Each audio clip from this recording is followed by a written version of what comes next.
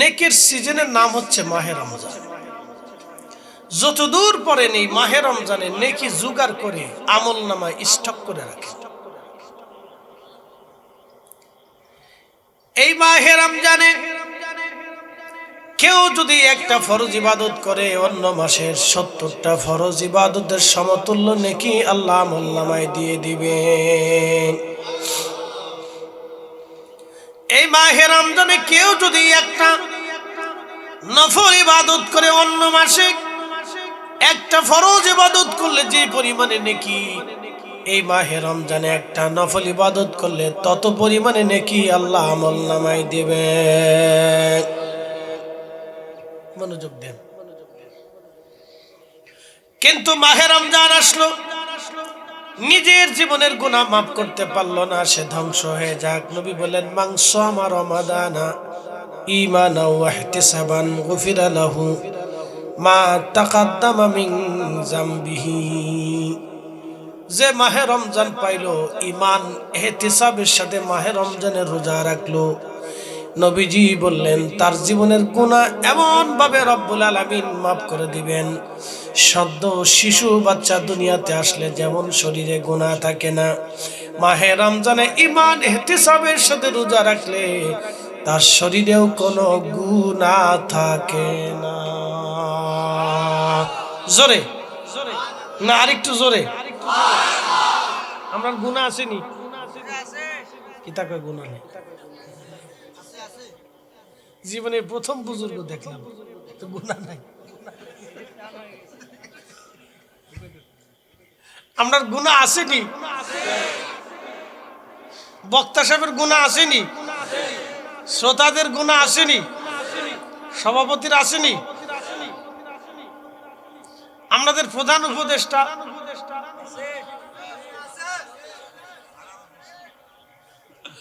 আসেনি গুনাহ?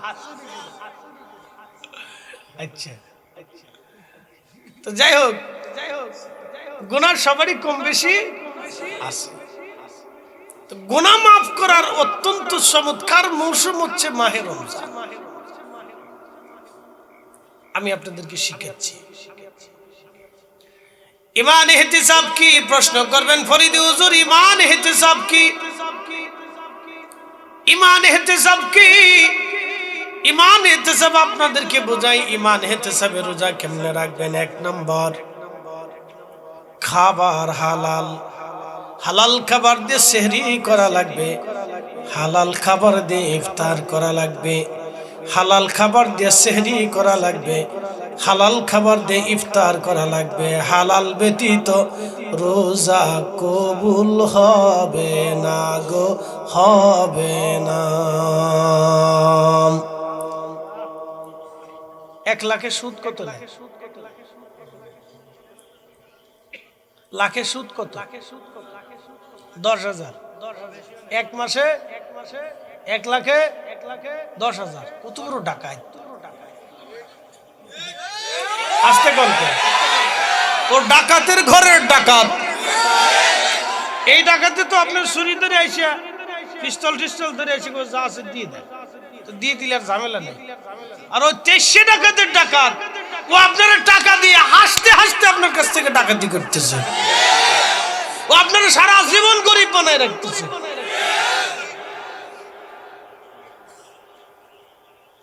আপনাকে আপনার বুঝাই, গ্রামীণ ব্যাংকে কত নেয়?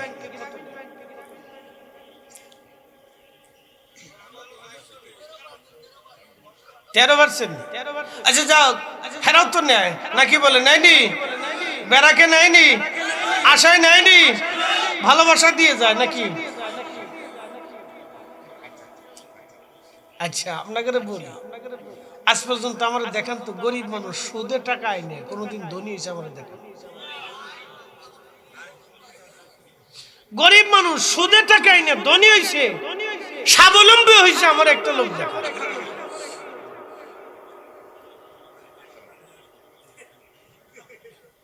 মাটি কাটে আর খালি সুদ দিতে হয়, লাভ মারতে হয়। তার অর্থ হচ্ছে সুদ কেন হারাম আপনাদের কাছে ইনসাফ বুঝাই দিয়ে যায়। ১৪৫০ বছর আগে আল্লাহ রাসূল বুঝলেন সুদের যে টাকা নিল সে সারা জীবনে ভুক্তভোগী থাকে, যে টাকা দিল তার আঙ্গুল ফুলে কলা গাছ হলো। এটার নামই হচ্ছে অন্যায়, বেইনসাফ। এই জন্য সুদের টাকার গরুর গোশত আর শুয়োরের গোশতের ভিতরে কোনো তফাৎ নাই।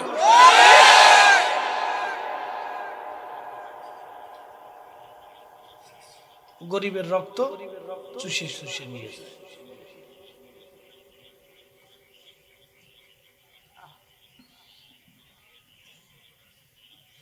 ওই তো নি আগুন কিন্তু লাগছে কলিজায়।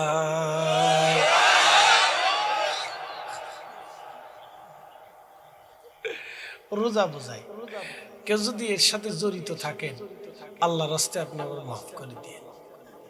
আপনার কষ্ট দেওয়ার জন্য বলছি না ভাই আমার, আপনার একটু বুঝাই। এই গ্রামের কারো বাড়িতে যদি আগুন লাগে তাহলে কেরোসিন নিবেন না পানি নিবেন? যদি হিন্দু হয় বুঝে কয়েন, না না না, লা হাওলা ওয়ালা কুওয়াতা ইল্লা বিল্লাহ, আস্তাগফিরুল্লাহ। তো কোয়া যাইতো না। হিন্দু হলেও পানি, বৌদ্ধ হলেও, খ্রিস্টান হলেও পানি। সে মানুষ হিসেবে তার বাড়িটা আমাদের রক্ষা করতে হবে এবং তাকেও রক্ষা করতে হবে। কথা ঠিক আছে নি? এটা আল্লাহর চরিত্র, আল্লাহ রসুলের চরিত্র। তো এরে পাগল নিয়ে তো জ্বালাত পড়ছি রে। না না, পানি পানি, সে যে লোকই হোক তার বাড়িতে পানি দিয়ে আমরার বাড়ি আগুন নিভাইয়া তারে সাহায্য করতে হবে। কথা ঠিক আছে নি? এটাই আল্লাহ রসুলের চরিত্র। তো খুব মনোযোগ দেন। আগুন লাগলে আমরা পানি নিয়ে দৌড়াইয়া তারে বাঁচানোর চেষ্টা করি। যে ভাইটা সুদ খাইয়া জাহান্নামে চলে যেতেছে, জাহান্নামের আগুনে পড়তেছে, তারও বাঁচানোর দায়িত্ব আমাদের। কথা ঠিক আছে কিনা? এই জন্য এই কঠোর ভাষা ব্যবহার করতেছি আমরা, যাতে মানুষ বুঝে। আমরা দেশে অনেকে নেশা করেন। আগুন লাগলো কলিজায়, যারা নেশা করে, বাবা খায়, গাঁজা খায়, ইয়াবা খায়, হিরোইন খায়, মদ খায়, ওর শরীর যেমন নাপাক, কুত্তার শরীর যেমন নাপাক, ওর শরীরও তেমন নাপাক।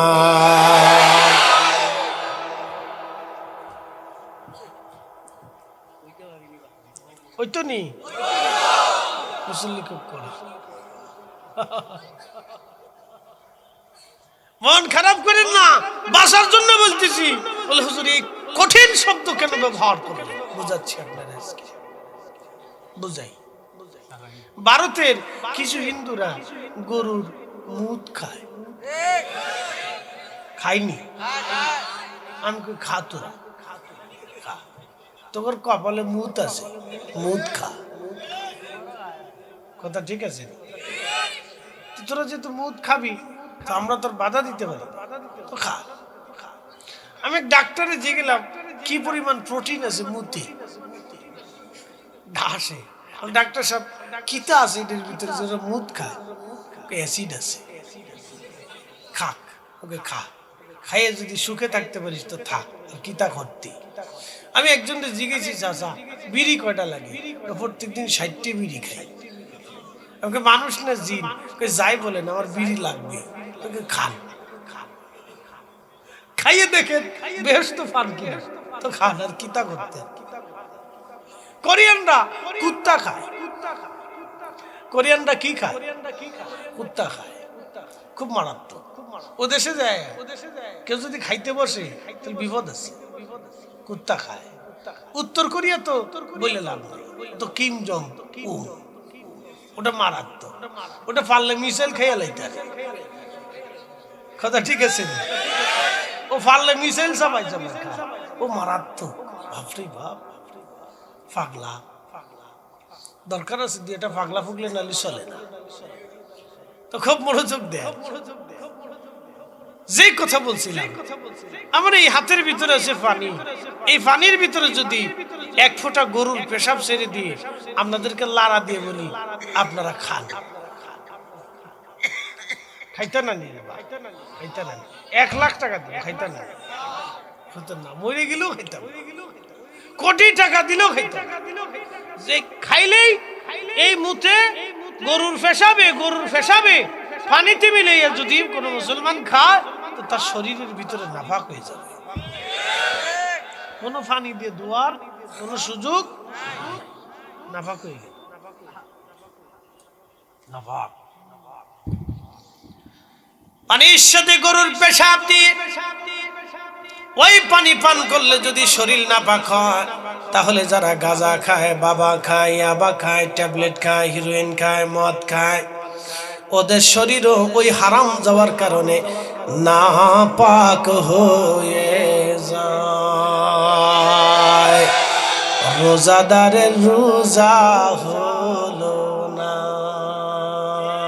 ঠিক আছে নি ঈমানাও ওয়া ইহতিসামান গুফির লাহু মা তাকাদ্দামা মিন যামবিহি আমার নবী বলেন ঈমান ইহতিসাবের সাথে কেউ যদি রোজা রাখে তার জীবনের গুনাহ মাফ হয়ে যাবে 1 নম্বরে হালাল জোরে বলেন কি আরো জোরে বলেন কি হালাল খাবার ছাড়া রোজা রাখলে রোজা হবে না হারাম খাবার দিয়ে ইফতার করলে রোজা হবে না সরকারি কর্মচারী কর্মকর্তা সরকারি ব্যক্তিরা রাষ্ট্রের দায়িত্বপ্রাপ্ত ব্যক্তিরা যদি অর্থ এই সরকারি টাকা থেকে ইফতার কিনে খায় তাদের বেতনের বাবদ বাদ দিয়ে অতিরিক্ত বাজেট করে যখন তারা ইফতার পার্টি দিয়ে জনগণের টাকা দিয়ে ইফতার কিনে খায় রোজা হবে না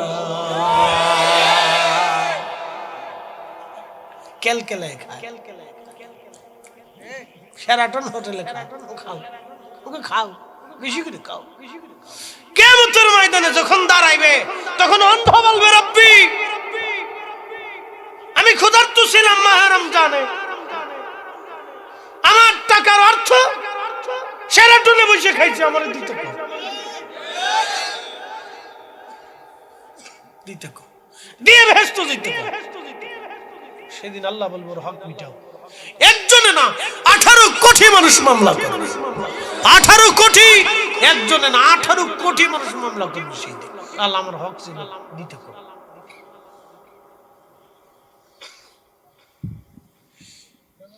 আমি বুঝি না সরকারি রাষ্ট্রের টাকা থেকে এই এমপি মন্ত্রী মিনিস্টাররা হজে কেমনে যায় এটা আমার মাথায় কাজে ধরে রাষ্ট্রের টাকা তো গরিবের টাকা কি কথা ঠিক আছে কিনা হজে গেলে কারা যাবে লটারি করি গরিব মানুষের ভাড়া কি কথা ঠিক আছে কিনা রাষ্ট্রের টাকা দিয়ে আমারে হজে পাঠাইয়া রাষ্ট্র কিতা কি করবে আমি তো হজ করছি আমার তো হজের সামর্থ্য আছে কথা ঠিক আছে নি রাষ্ট্রের টাকা দিয়ে মেম্বারশিপ হজে পাঠাইতে গেছে ওনার তো সামর্থ্য আছে কি কথা ঠিক আছে কিনা ওনারও তো পাঠানোর দরকার না পাঠানোর দরকার গরিব মানুষ যেটা ল্যাংড়া কানা বুবা কুড়া মিসকিন অসহায় কি কথা ঠিক আছে না ভাই লটারি করে তারা হজে পাঠাবে রাষ্ট্র তাদেরকে পাঠাবে যে তোমরা যাও তো এটা তোমাদের হক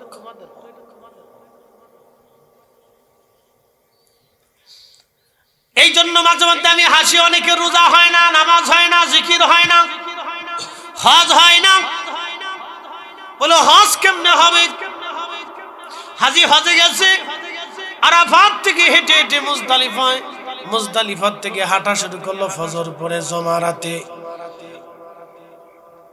শয়তানরে পাথর মারার জন্য হাজি হাঁটতেছেন আজকে শয়তানরে খাইছি আজকে পাথরও মারবো হাজি হাঁটতে হাঁটতে বহু ক্লান্তি নিয়ে জমারাতে উঠে ছোট শয়তানরে যখন পাথর মারতে যায় তখন শয়তান দূরে দাঁড়ায় দাঁড়ায় দেখে আমারে কোন হাজি পাথর মারার জন্য আসছে দেখে সুই দে হাজি পাথর নিয়ে আইছে ঘুষিয়া হাজি পাথর নিয়ে আইছে এই হাজি যখন পাথর মারে তখন শয়তান ডাক দিয়ে কয় দোস্ত রে আমারে পাথর মাইরা তোমার লাভ কি তুমি তো আমগার দলের লোক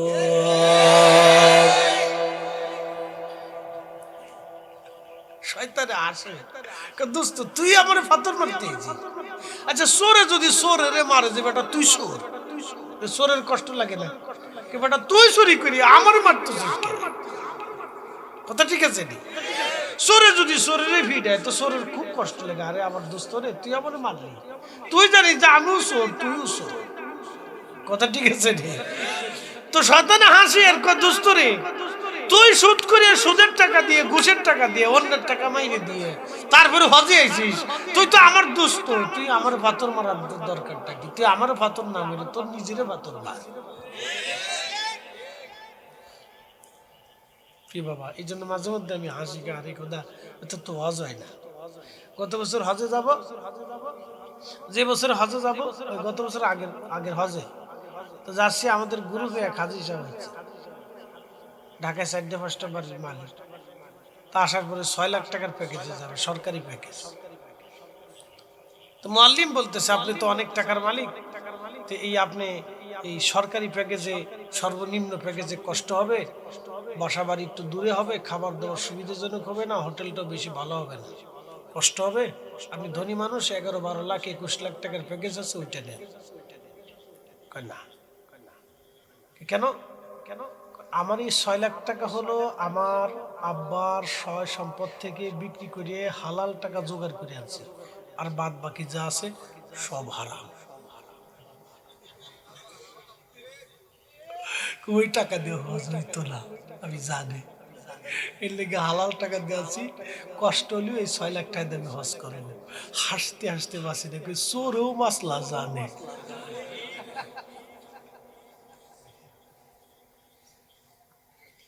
এটা চলতেছে বাংলাদেশ, আল্লাহর সাথে চালান। তেলের গাড়ি তেলে চলে,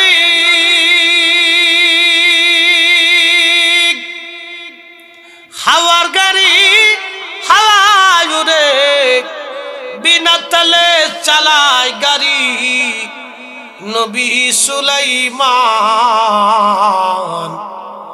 আমরা সেই মুসলমান, আমরা সেই মুসলমান, ঠিক কিনা? প্রিয় উপস্থিতি হাজিরিন, 1 নম্বরে হালাল খাবার ব্যতীত ঈমান হিসাবের সাথে রোজা হবে না। 2 নম্বর হচ্ছে মিথ্যা মিথ্যা মিথ্যা। বান্দা মিথ্যা বললে রোজার হক আদায় হবে না। আমাদের দেশে এত পরিমাণে মিথ্যা বাড়ছে, এত পরিমাণে মিথ্যা বাড়ছে, খোদার ঘর মসজিদে বৈশা অনেকে মিথ্যা কথা বলে। টুপি মাথায় দিয়ে মিথ্যা বলে, আর এটা আসার পরে যে কি পরিমাণে মিথ্যা বাড়ছে ওটা তো হিসেব নেই। খুব মিথ্যা বাড়ছে, যেমনে পারে সেমনি মিথ্যা বলে। কি পরিমাণে যে মিথ্যা বলছে, মোবাইল কোম্পানি যদি চেক দেয় যে কোনটা আস আর কোনটা মিশে, তো দেখবে যে বাপ রে বাপ, কোটি কোটি মানুষ মিথ্যা বলতেছে। মিথ্যা সমস্ত পাপের মূল। আপনি বুঝেন মিথ্যা কত বড় নিকৃষ্ট। আল্লাহ রাসূল বলছেন যে কথাই কথাই মিথ্যা বলে, আমানত রাখলে খেয়ানত করে, ওয়াদা করলে বরখেলাপ করে, কথাই কথাই মিথ্যা বলে, আমানত রাখলে খেয়ানত করে, ওয়াদা করলে বরখেলাপ করে। তোমরা শুনবা, তোমরা জানবা সে মুনাফিক, মুনাফিক, মুনাফিক, মুনাফিক। ইন্নাল মুনাফিকিনা ফিদ দারকিল আসফারি মিনান নার। মুনাফিকদের জায়গা জাহান্নামের একবারে সর্বনিম্ন নিকৃষ্ট জায়গায়, যেখানে কাফেরদেরও জায়গা হবে না, এত নিম্ন জায়গা মুনাফিকদের জায়গা হবে। মুনাফিকে মুনাফিকে মুনাফিক, কথায় কথায় মিথ্যা বলে, আমানত রাখলে খেয়ানত করে, আর ওয়াদা করলে বরখেলাপ করে। এই হিসাব যদি আপনি দেখেন তাহলে বাংলাদেশে লক্ষ লক্ষ মুনাফিক খুঁজে পাবেন। লাখে লাখে মুনাফিক, লাখে লাখে মুনাফিক। আর একটা মুনাফিক আল্লাহ বললেন, ওয়ালিল্লাহিল ইজ্জাতু ওয়ালিরাসূলিহি ওয়ালিল المؤمنين ولكن المنافقين لا يعلمون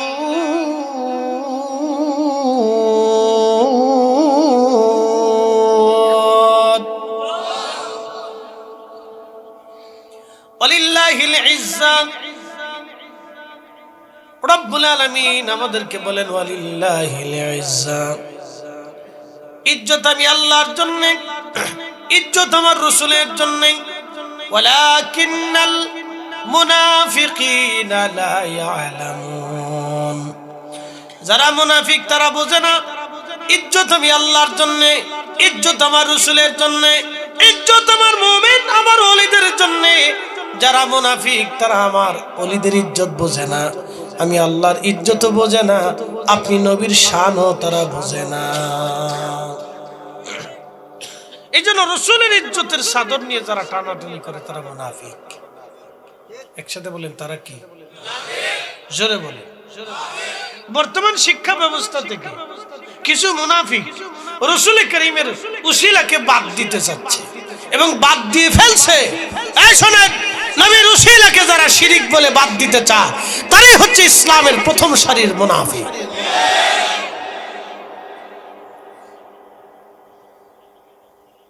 ভাবছিলাম 5ই আগস্টের পরে একটু শান্তি পাবো, তার হইল না। শোক নাহি রে শোক পরাণের পাখি, তারপরে আর কই তার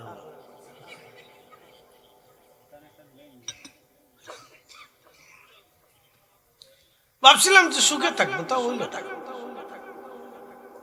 জেলা হয়ে কত আগে শরীফ শরীফের গল্প আসতো, এখন আল্লাহ রাসূলের উসিলা বাদ দিয়ে কোথায় হাত দিছে? শরীফ শরীফ তো মোটামুটি ওটা নাস্তিক, এটা শরীফরে শরীফা বানাইছে, শরীফারে শরীফ বানাইছে। হ্যাকার তো আবার ইতে আছে, কিতা আছে জানেন? গার্লফ্রেন্ড বয়ফ্রেন্ড, আমি নাম দিছি কুত্তা ফ্রেন্ড।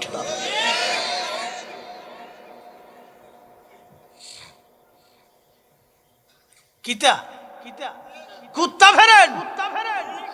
মুসলমানের কোন গার্লফ্রেন্ড আর বয়ফ্রেন্ড হতে পারে না। এই বলা মানে আস্তে করতেছি, ঠিকের মতো বলা না, ঠিক আছে নি? কুত্তা ফ্রেন্ড কি ফ্রেন্ড? কুত্তা ফ্রেন্ড। মুসলমানের কোন গার্লফ্রেন্ড আর বয়ফ্রেন্ড না, ওটা কুত্তা ফ্রেন্ড। এই গার্লফ্রেন্ড বয়ফ্রেন্ডের কথা বলে জুতা দিয়ে বাইরে গিয়ে কুত্তা ফ্রেন্ডের সোজা করে দিতে। শয়তান চরিত্র নষ্ট করার জন্য, সমাজ নষ্ট করার জন্য, আগামী দিন নষ্ট করার জন্য, যারও সন্তান পয়দা করার জন্য ওরা চেষ্টা করতেছে।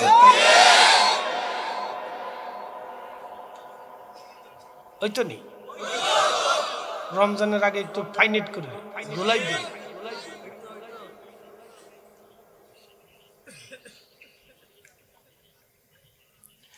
প্রিয় উপস্থিতি হাজিরিন, খুব মনোযোগ দিবেন। এরপরে শিক্ষা ব্যবস্থা থেকে কেটে দেওয়া হলো আল্লাহর ওলিদের নাম। ফান কিতাব কি মজার জিনিস, ফান খুব মজার জিনিস। সিলেটে ফান না হইলে রোহিঙ্গা, সিলেটে ফান আর সা এই দুইটা যদি কারো বাড়ি না থাকে তাহলে এটা সিলেটি না, এটা রোহিঙ্গা। রোহিঙ্গা ঠিক আছে নি? এটা সিলেটি না, এটা রোহিঙ্গা। ফান খুব বালা জিনিস, খাবে বেশি করে খাবে, বালা। সুবরিও বালা, এটা গাছের ফল, কোনো ফরমালিন নেই। ফানও খুব বালা, এতেও ফরমালিন নেই। বাংলাদেশের সুবরি আর ফানে কোনো ফরমালিন নেই, বালা জিনিস। আম খাবেন ফরমালিন, জাম খাবেন ফরমালিন, কাঁঠাল খাবেন ফরমালিন, তরমুজ খাবেন ফরমালিন। বিদেশ থেকে ফল আনে মালটা, 30 দিনেও কিছু হয়, এমনি থাকে, কিচ্ছু হয় না, ফুকাও ধরে না, মাছিও বসে। দেখবেন যেই ফলের উপরে মাছি বসে না, বুঝবেন গাবলা আছে। কিতা আছে? গাবলা আছে, কারণ মাছি ফরমালিন দেয়, মাছি বসে না। মাছির রাডার খুব মারাত্মক, বুঝাই আপনাদেরকে। 45 কিলোমিটার দূর থেকে মাছি ঘিরান পায়। 45 কিলোমিটার থেকে কুত্তার নাকের রাডারে ধরা পড়ে গরু কোন জায়গায় মরছে, রান্না বান্না কোন জায়গায় চলতেছে, বাতাসে নাক দিয়ে রাডারে ধরা পড়ে সে হাঁটতে থাকে। মশা মশা মশা নাম কি তা মশা। আর রক্তের গ্রুপ এবি পজিটিভ কার আছে? এবি পজিটিভ রক্ত কারো আছে? ডরেন না, হাত উঁচা করেন, রক্ত লয়ে যেতেছি না। কয়জন? একজন, দুইজন, তিনজন, চারজন, পাঁচজন এবি পজিটিভ, ছয়জন, সাতজন, বাস। আমি ভাবছিলাম খালি আমারই আছে, না আরো লোক আছে। তোমারও নেই? এত ডরাইছে, এত রক্ত পাওয়া যায় না, খুব দুর্গম রক্ত, খুব মারাত্মক রক্ত। না ডরাইস নে, এক ভাগ রক্ত দিয়ে কিছু হয় না, পুরুষ মানুষের ওতে কিছু হয় না। তো খুব মনোযোগ দে। এবি পজিটিভ, আমারও এবি পজিটিভ, কারো লাগলে হয়ে না, অসুবিধা দিয়ে গেলাম আর কি। তো খুব মনোযোগ দেন। আমার তো এবি পজিটিভ, আমরা মশাই মোটামুটি ধরে, মশা পাইলে আমরা একবারে জায়গা মতো হান্দায় না, লাও কদ্দুর লয়ে যায়। হুজুরে পাইছি বহুত দিন পরে। এরপরে দেখবেন ও পজিটিভ, ও নেগেটিভ, যার যে রক্ত, মশায় সেই রক্ত খায়। ও পজিটিভ আলার মশা ও নেগেটিভের রক্ত খাবে না, ও পজিটিভই খাবে। আচ্ছা বলেন তো, মশার রাডারে এই ল্যাব বসাইছে কেডা? একসাথে কর। ও কি রক্ত টেস্ট করা লাগে যে কোনটা এবি পজিটিভ, কোনটা ও পজিটিভ, কোনটা ও নেগেটিভ? আমি একটু টেস্ট করে দেখি। পরীক্ষা নিরীক্ষা কিন্তু করা লাগে না, অটোমেটিক রাডারে ধরা পড়ে। একসাথে কইলেন আল্লাহু আকবার, না আরো জোরে কর। এই কুদরত কার? দেখেন কুত্তারে ফর দিছে। সুলাইমান আলাইহিস সালামের একটা পাখির নাম ছিল হুদহুদ, গোয়েন্দা ডিভিশনের প্রধান, সিআইডি প্রধান হুদহুদ, মারাত্মক গোয়েন্দা। পৃথিবীতে এরকম গোয়েন্দা আর কোনোদিন জন্ম হবে না। ওই একবারে ইসরায়েলের মোসাদ পর্যন্ত ফেলের কাছে, খুব মারাত্মক গোয়েন্দা ছিল। তো হুদহুদ গোয়েন্দা, এই পাখির রাডার ছিল এমন রাডার, সে যখন আকাশ দিয়ে উড়ে যেত, জমিনের কত ফিট নিচে পানি আছে, স্বর্ণ আছে, মণিমুক্তা জহরত আছে, হুদহুদের চোখের রাডারে ধরা পড়তো। একসাথে বলবেন আল্লাহু আকবার। তাহলে মাটির নিচে যার চোখের রাডারে ধরা পড়ে, সে বিল্ডিং এর ভিতরে ধরা পড়তে, ভিতরে কাটা বয়ে রয়েছে, কারা ষড়যন্ত্র করে, কারা গোপন গোপন কথা বলতেছে, তার কানের খুব পাওয়ার আছে। সে চুপ করে জানালার কাছে যায়, বসে বসে গল্প শুনতো যে ভিতরে রাজা বাচ্চারা কি কি গল্প করে। মারাত্মক গোয়েন্দা। ফুরুত করে উড়াল দেয় সে সুলাইমান আলাইহিস সালামের কাছে, বলতো নবী গো, ওই অমুক অমুক রাজা প্রজার কথা শুনছি, তারা ষড়যন্ত্র করতেছে, এটা সেটা। আর হুদহুদ খুব গোয়েন্দা প্রধান ছিল, এটা যা করতো সুলাইমান আলাইহিস সালাম তাই বিশ্বাস করতো, যেন ও মিথ্যা বলবে না।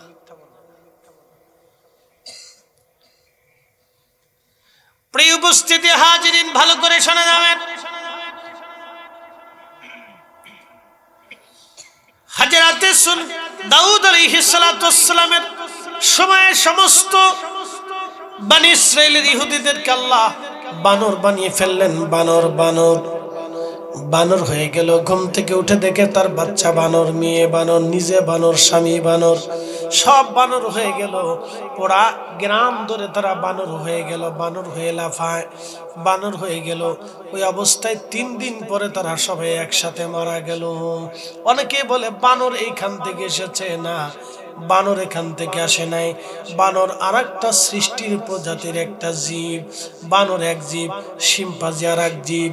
তারপরে আরো বানরের ভিতরে অনেকগুলি কোয়ালিটি আছে, শিম্পাঞ্জি আছে, ভল্লুক আছে, এই ধরনের বিভিন্ন প্রাণী আল্লাহ পৃথিবীর মধ্যে রেখে দিয়েছেন। মানুষ ব্যতীত 4 লক্ষ প্রজাতির জীব এবং জীবন আছে। আল্লাহ এই জীব এবং জীবনগুলি আল্লাহ রাব্বুল আলামিন সৃষ্টি করেছেন। প্রিয় উপস্থিতি হাজিরিন, খুব মনোযোগের সাথে শুনবেন, অনেক লম্বা কথা, বেশি বাড়াবো না। আপনাদেরকে বলে দিয়ে যাই, মাহে রমজান ঈমান ইহতিসাবের সাথে যদি রোজা রাখতে পারেন, জীবনের সমস্ত গুনাহগুলি আল্লাহ মাফ করে দিবে। নবীজি দ্বিতীয় মিম্বরে কদম রাখলেন। কদম রাখার পরে নবী বলেন আমিন। সাহাবীরা বলেন হুজুর আমিন কেন বললেন? আল্লাহর নবী বলেন সাহাবীরা রে, 2 নম্বর মিম্বরে কদম রাখছি, জিবরাইল এসে বলল ইয়া রাসূলুল্লাহ, পিতামাতা পাইলো কিন্তু খেদমত করে জান্নাত নিতে পারলো না, সে ধ্বংস হয়ে যাক। বাবা মা পাইলো কিন্তু খেদমত করে বেহেশত নিতে পারলো না, সে ধ্বংস হয়ে যাক। ওয়াবুদুল্লাহ ওয়ালা তুশরিকু বিহি শাইয়্যান ওয়া বিল ওয়ালিদাইনি ইহসানা। আল্লাহ বলেন আমার ইবাদত করবা, আমার সাথে শিরিক করবে না, আর পিতামাতার সাথে সুন্দর আচরণ করবা। ওয়া কাযা রাব্বুকা, তোমার রবের পক্ষ থেকে আমি আল্লাহ আইন করে দিলাম, বাধ্যতা করে দিলাম, আল্লাহ তা'বুদু ইল্লা ইয়াহু, তুমি তোমার আমি রব ছাড়া, আমি আল্লাহ ছাড়া আর কারো ইবাদত করবে না। ওয়া বিল ওয়ালিদাইনি ইহসানা, আর পিতামাতার সাথে সুন্দর আচরণ করবা। লালমনির উত্তরবঙ্গে মাহফিলে গেলাম, এক হাজী সাহেব ভদ্রলোক, তিনি বললেন হুজুর করোনার আগে আমি ওয়াজ করতে গিয়েছিলাম। করোনার আগে আমরা এক গ্রুপের ভিতরে 1 থেকে 150 হাজী একই বিমানের ভিতরে ছিলাম, একই গ্রুপে একই মুআল্লিমের নেতৃত্বে যাচ্ছিলাম। আমরা হজে যাচ্ছিলাম, যাওয়ার সময় আমাদের ফ্লাইটে 2 আপন ভাই একসাথে হজে যাচ্ছিল। বিমান ফ্লাই করলো, আকাশে উড়ে উড়ে বাংলাদেশের থেকে বিমান জেদ্দা এয়ারপোর্টে নামার পরে ওই 2 ভাই হঠাৎ করে অন্ধ হয়ে গেল। 2 ভাই যখন অন্ধ হয়ে গেল, একটা কোরআন কিতাবের ঘটনা, একবারে বাস্তব ঘটনা। 2 ভাই অন্ধ হয়ে গেল। 2 ভাই যখন অন্ধ হয়ে গেল, হাজী সাহেব বললেন 2 ভাই অন্ধ হয়ে যাওয়ার পরে মুআল্লিম থেকে মক্কায় নিয়ে গেলেন, চোখের বড় ডাক্তার দেখাইলেন। চোখের ডাক্তার বলল চোখে কোনো রোগ নাই, কিন্তু তারা চোখে দেখে না। 2 ভাইকে নিয়ে হসপিটালে ডাক্তার দেখানোর পরে ডাক্তার যখন বলল চোখে কোনো রোগ নাই, তখন মুআল্লিম চিন্তা করলো আমার তো হাজী হস্ত করাইতেই হবে। অন্ধ হলে গাইড নির্বাচন করে দেয়া হলো, হজের আনুষ্ঠানিকতা শুরু হয়ে গেল। ওই হাজীরা মক্কায় গেল, খোদার ঘর তাওয়াফ করলো, দোয়া করলো আল্লাহর ঘর ধরে, কিন্তু চোখ ভালো হলো না। মাকামে ইব্রাহিম, যেইখানে দোয়া করলে দোয়া কবুল হয়ে যায়, ওই মাকামে ইব্রাহিমে বসে 2 ভাই দোয়া করলো, কাঁদলো, কিন্তু চোখ ভালো হলো না। সাফা মারওয়াতে যে দোয়া করলো, চোখ ভালো হলো না। 2 ভাই চলে গেল আরাফাতে, ওইখানে যে দোয়া করলো, কিন্তু চোখ ভালো হলো না। মুজদালিফায় আসলো, দোয়া করলো, চোখ ভালো হলো না। মিনাতে আসলো, দোয়া করলো, চোখ ভালো হলো না।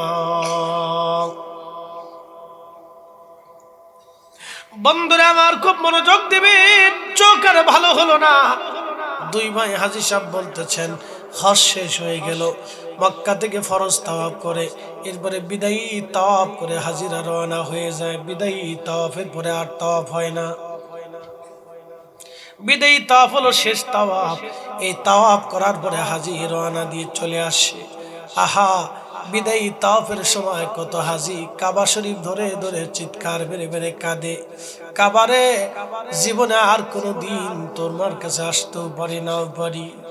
আল্লাহর ঘর ধরে কাঁদে 2 অন্ধ ভাই। তাওয়াফ বিদায়ী তাওয়াফের সময় ঘর ধরে কাঁদলো, কিন্তু চোখ ভালো হলো না। আমার রাসূলের বারগাহে রওজা মুবারকে দাঁড়ায়া সালাম দিয়ে দোয়া করলো, চোখ ভালো হলো না। আল্লাহ বলেন ওয়ালাউ আন্নাহুম ইযলামু আনফুসাহুম, ও আমার বান্দারে নিজের নফসের সাথে যদি জুলুম করো, জাউকা, আমার নবীর বাড়ি চলে যাও, আমার রাসূলের বাড়ি চলে যাও, ফাস্তাগফিরুল্লাহ, আমি আল্লাহর কাছে মাপ চাও, আস্তাগফার লাহুমুর রাসূল, আমার রাসূল যদি তোমার ব্যাপারে সুপারিশ করে, লাওয়াজাদুল্লাহ তাওয়াবার রহিমা, আমি তোমার জীবনের সব গুনাহগুলি মাফ করে দিব। একবার জোরে বলবেন কি মারহাবা।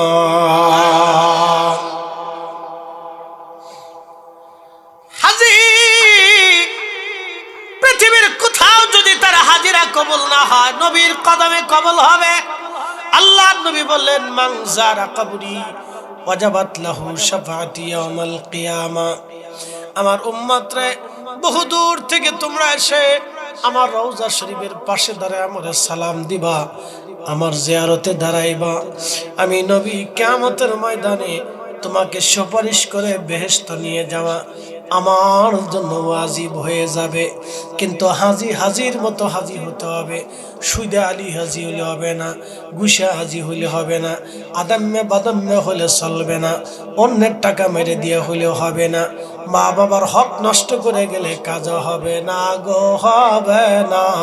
কথা বলেন ঠিক কিনা? ঘুমাইছিনি? ওই তো নি ইয়া মালিক, কত হয়ে গেছে বাবা। বেশি করতাম না, খুব মনোযোগ দেন। এই ঘটনাটা বলে আমরা যদি দোয়া করব, ঘটনাটা খুব ইম্পর্টেন্ট, বাস্তব। আল্লাহ যে আছে শুনে যান, আল্লাহর গজব যে এখনো আছে আপনি শুনে যান। রাসূল করিমের বরগাহে দাঁড়াইয়া দোয়া করলেন, হাজী রিয়াজুল জান্নাহ, রিয়াজুল জান্নাহ, রিয়াজুল জান্নাহ। যদি কোনোদিন মদিনা শরীফ মুনাওয়ারাতে যান, রিয়াজুল জান্নায় চলে যাবেন। আহা, আল্লাহর দুনিয়াতে আর কোথাও রিয়াজুল জান্নাহ নাই, সপ্তম আসমান সপ্ত জমিনের কোথাও নাই। মক্কাতে রিয়াজুল জান্নাহ নাই, বাইতুল আকসায় ৭০,০০০ নবী নামাজ পড়লেন, রিয়াজুল জান্নাহ নাই। মসজিদে কুবাতে রিয়াজুল জান্নাহ নাই, বাইতুল মামুর ফেরেশতারা নামাজ পড়ে রিয়াজুল জান্নাহ নাই, বাইতুল ইজ্জত রিয়াজুল জান্নাহ নাই। একটা জায়গা রিয়াজুল জান্নাহ, সেই জায়গার নাম মসজিদে নববী। নবীজির হুজরা শরীফ থেকে মিম্বার শরীফ পর্যন্ত রওজাতুম মিন রিয়াজিল জান্নাহ, এই জায়গাটা রিয়াজুল জান্নাহ, রিয়াজুল জান্নাহ, রিয়াজুল জান্নাহ। এই জায়গায় কেউ যদি নামাজ পড়ে তাহলে বুঝবে খোদার জান্নাতে নামাজ পড়েছে।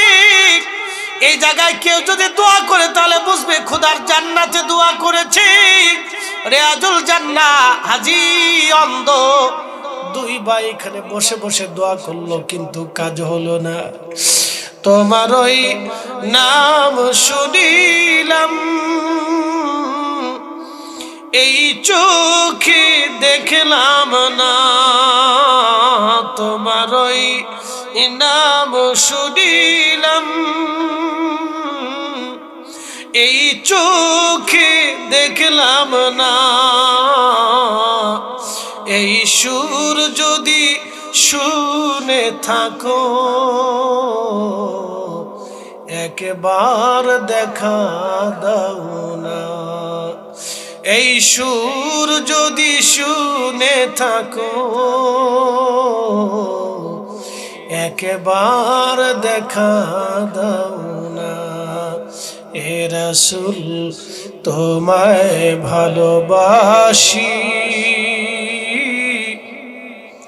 অন্তরে শুধু মুখে নয়, জান্নাতের আশায় নয় রাসূল, জাহান্নাম কেউ ডরি না।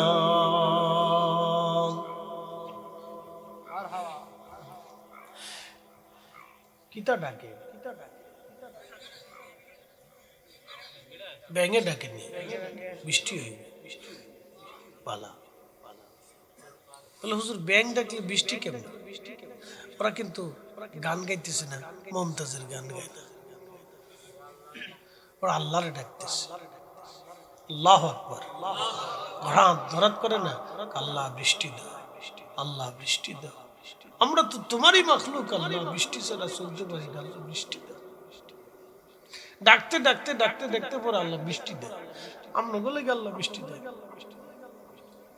আমরা কিতা করি যে বৃষ্টি দিব? হ্যাঁ, কোটি কোটি মানুষের দেশে সুদ খায়, ঘুষ খায়, কিসের লেগে আল্লাহ বৃষ্টি?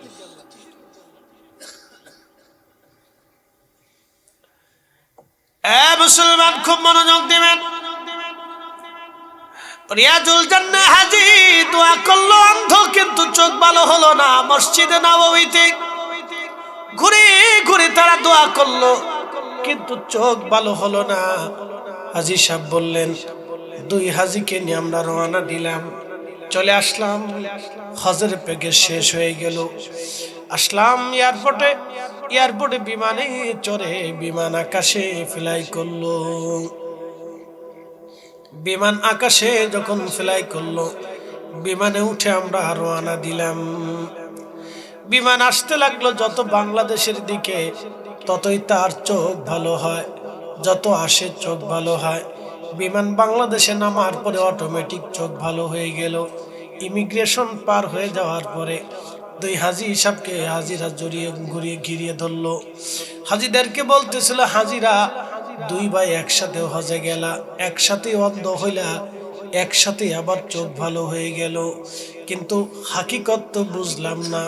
আমরা এত মানুষ হজ করলাম, চোখ অন্ধ হলো না, কিন্তু তোমরাও দুইজনে হজ করলা, চোখ অন্ধ হয়ে গেল, কারণ কি? নিশ্চয় তোমাদের জীবনে এমন কোন গুনাহ করছো, এমন কোন ভুল তোমাদের আছে যে ভুলের জন্য আজকে খোদার ঘর দেখো নাই। হজ করলা কিন্তু নবীর বাড়ি দেখতে পারলা না, আল্লাহর মাকাম দেখার সুযোগ তোমাদের হলো না। হাজি বলো তো জীবনের অপরাধ কি?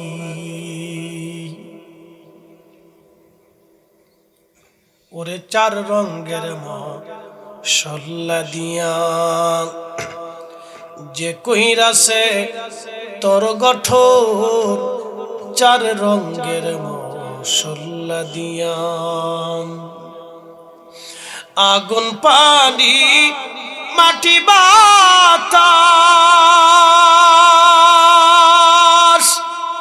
একই যোগে করিয়া প্রকাশ। আগুন পানি মাটি বাতাস একই যোগে করিয়া প্রকাশ। ওরে দেখিলি না তুই কইরা তালাশ, ওরে দেখিলি না তুই কইরা তালাশ। কোন জায়গা সে মহাজন, চার রঙের মশলা দিয়া যে কইরাছে তোর গঠন, চার রঙের মশলা দিয়া।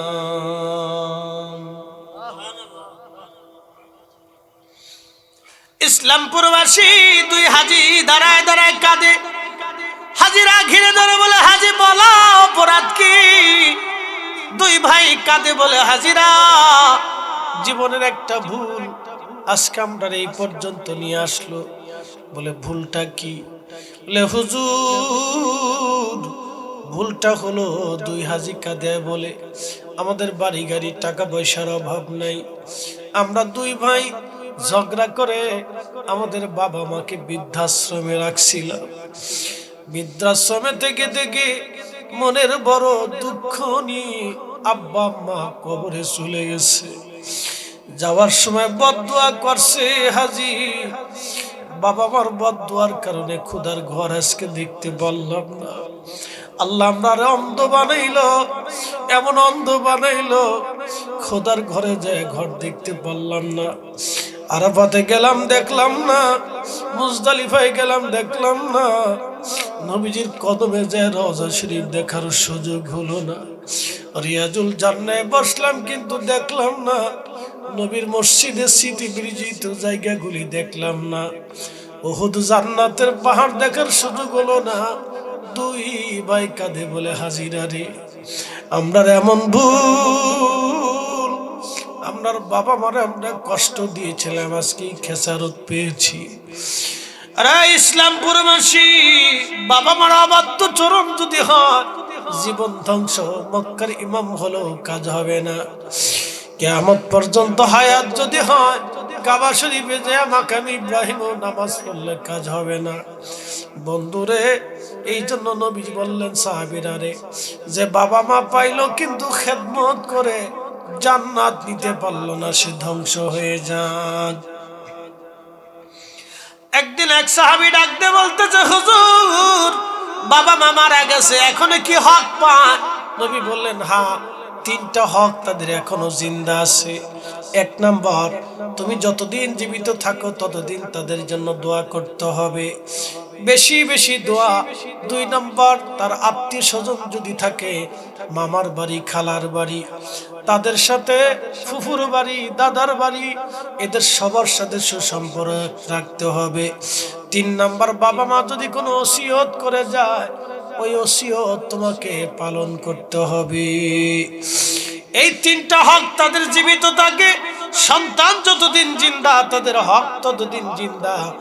আল্লাহ নবী বলেন, আমার উম্মতেরা। সাহাবী বলল, হুজুর, বাবা মা মরে যাওয়ার পরে আমার আব্বা আম্মার হক কি? বলে, দোয়া, বেশি বেশি দোয়া। সাহাবী ডাক দেয়া বলেন, হুজুর, আমরা তো আব্বা আম্মার হক আদায় করতে পারি নাই, তাহলে আমাদের উপায় কি হবে? নবী বললেন, সাহাবীরা, চিন্তা করো না, আল্লাহ একটা রুখসত রেখে দিয়েছে। কারো বাবা মা যদি কবরে চলে যায়, তাহলে এই বাবা মার জন্য অধিক পরিমাণে যদি দোয়া করে, কবর জিয়ারত করে, মাহফিল করে, মাহফিলের টাকা পয়সা সদকা দেয়, মসজিদ মাদ্রাসায় সদকা দেয়, এতিমখানায় দেয়, এতিমদেরকে খাওয়ায়, সন্তানরা যদি আলেম বানায়, এতিমরা যদি আলেম বানায়, বাবা মার জন্য যদি রাস্তা বানায় দেয়, জনকল্যাণমূলক কাজ করে, সদকা জারি, ইলমের খেদমত যদি করে দিয়ে দেয়, ওই দুয়ার কারণে কিয়ামতের ময়দানে রব্বুল আলামিন ওই সন্তানকে বাবা মার খেদমত গুজারি সন্তান হিসেবে কবুল করে নিবে। একটা জবান বন্ধ থাকবে না। চিৎকার মেরে জোরে বলেন সুবহানাল্লাহ। ওয়াজ আমার শেষ, কথা আর বাড়াবো না।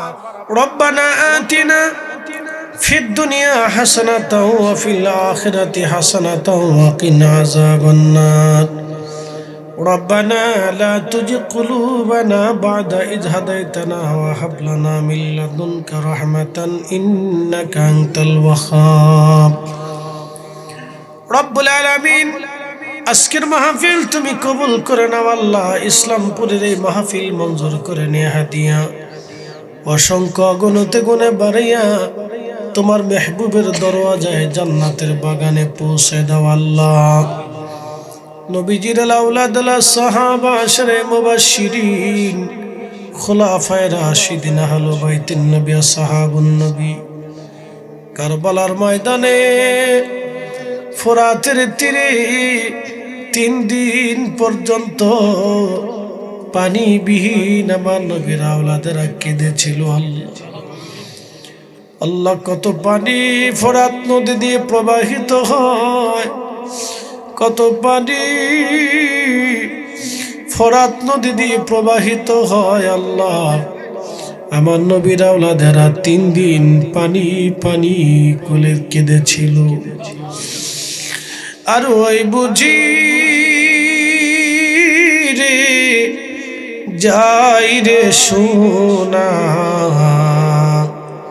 কারবালার মাতম জারি। কান্দে ইমাম হুসাইন বিনয় করি, আলী আসগরের লাশ বুকে ধরি।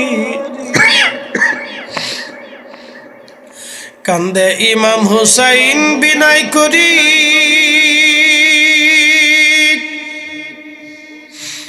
আলী আসগরের লাশ বুকে ধরি। এক ফোঁটা পানি দিল না ওরা, বুকেতে তীর দিল মারি। আর ওই বুঝি রে যাই রে সোনা, কারবালার মাতম জারি। রব্বুল আলামিন, আজকের মাহফিলের হাদিয়া শহীদে কারবালার হুজুরে দয়া করে পৌঁছায় দাও আল্লাহ। আল্লাহ, কাদেরিয়া, চিশতিয়া, নকশবন্দিয়া, মুজাদ্দিদিয়া, হানাফি, শাফি, মালিকি, হাম্বলি, 360 আউলিয়া, 12 আউলিয়া, আমার পীর মুর্শিদ, আমার হুজুর কেবলা সহ উত্তরে দক্ষিণে পূর্ব পশ্চিমে যত ওলিরা ঘুমাইলো, শামসুল উলামা আল্লামা সাহেব কেবলা ফুলতুলি রহমাতুল্লাহর খেদমতে দয়া করে হাদিয়া পৌঁছাও আল্লাহ।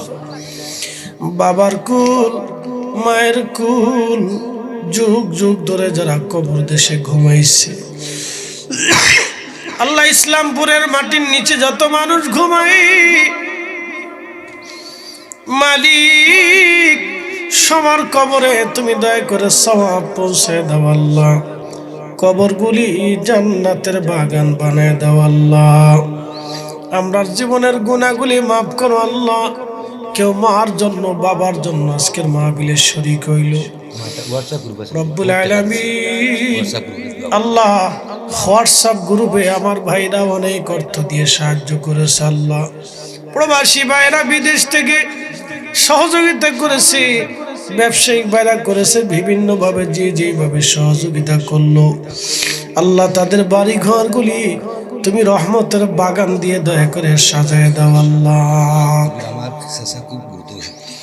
রব্বুল আলামিন মুরব্বী অসুস্থ আছেন, গুরুতর অসুস্থ বেমারি আল্লাহ সুস্থতার সঙ্গে দীর্ঘ নেক হায়াত বাড়ায়া দাও। প্রত্যেক বছরে মাহফিল যেন করতে পারে সে তৌফিক দিয়ে দাও। এলাকার ঘরে ঘরে তুমি রহমতে কামিলা আজলা নাজিল করো আল্লাহ। তোমার বান্দারা সামনে মাহে রমজান আল্লাহ, মাহে রমজানের হক না আদায় করাইয়া আমরা কাউরে কবরে ডাক দিও না গো আল্লাহ। মুসা নবীরে করছ গো দয়া আল্লাহ, তোর পাহাড়ে ডাকিয়া আমরা রেডি করবা গো দয়া আল্লাহ। মদিনাতে নিয়া গো আল্লাহ মাফ করছনি। ইউনূস নবীরে করছ গো দয়া আল্লাহ, মাছর পেটেতে রাখিয়া আমরা রেডি করবা গো দয়া আল্লাহ। কবরে রাখি আল্লাহ মাফ করছনি। রব্বুল আলামিন কবরে জিন্দেগিতে মানুষ যেই দিন বিদায় জানাবে তুমি তোমার হাবিব আমরা আপন হয়ে যাই আল্লাহ। গুনাহগার বলে ডাক দিও না আল্লাহ, গুনাহগার বলে ডাক দিও না আল্লাহ, গুনাহগার বলে ডাক দিও না আল্লাহ, পাপী বলে ডাক দিও না। সিনা থেকে গুনার ময়লাগুলি দয়া করে মুছা দিও আল্লাহ। রব্বুল আলামিন জীবনের গুনাহগুলি মাফ করো আল্লাহ। দেশ থেকে বিদেশ থেকে যে যেভাবে অর্থবিত্ত দিয়ে সাহায্য করলো তাদের খেদমতগুলি কবুল করো আল্লাহ। প্রত্যেকটা যুবকের ভবিষ্যৎকে উজ্জ্বলময় করে দাও আল্লাহ। অনেক মা বোনেরা হাত বাড়াইছে মালিক, আমরার মা বোনদের দোয়াগুলি দয়া করে কবুল করো আল্লাহ। মেম্বার সাহেব সহ মুরব্বীরা সহ এই মাহফিলের জন্য নিবেদিত প্রাণ হয়ে যারা খেদমত আঞ্জাম দিলেন তাদেরকেও কবুল করে নাও আল্লাহ। আলহামদুলিল্লাহি রাব্বিল আলামিন, আসসালাতু ওয়াসসালামু আলা রাসূলিল কারীম। সাকরাতের বিছানা যখন আসবে কঠিন সময় আমরার জবানে জারি করে মধুর কালেমা লা ইলাহা ইল্লাল্লাহু মুহাম্মাদুর রাসূলুল্লাহ সাল্লাল্লাহু আলাইহি ওয়াসাল্লাম। আসসালামু আলাইকুম ওয়া রাহমাতুল্লাহি ওয়া বারাকাতুহু।